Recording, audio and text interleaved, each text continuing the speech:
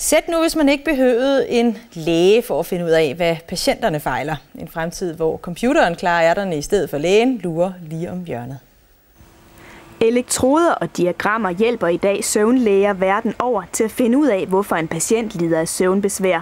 Men der er stor mangel på læger, og hvad gør man så? Jo, man sætter bare en computer til at løse opgaven. Det man kan sige, at vi egentlig gør, det er, at hele den proces med, at man indsamler oplysningerne, til at man rent faktisk behandler oplysningerne og så stiller en diagnose, det er det, som computersystemet tager over. Så er der så kommet noget nyt, der hedder DITA. En IT-virksomhed i Fredericia har udviklet et helt specielt computersystem, der er baseret på virkelige eksperters viden.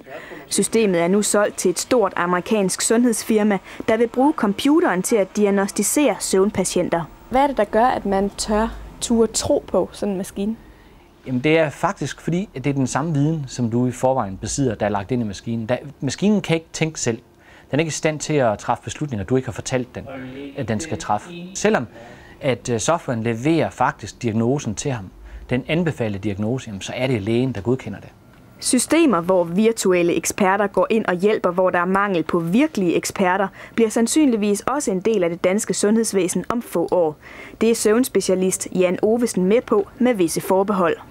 Hvad skal det kunne, før du tør bruge det? Det skal stille de samme diagnoser, som jeg gør. Eller jeg skal kunne komme frem til en diagnose hurtigere, end jeg vil alene.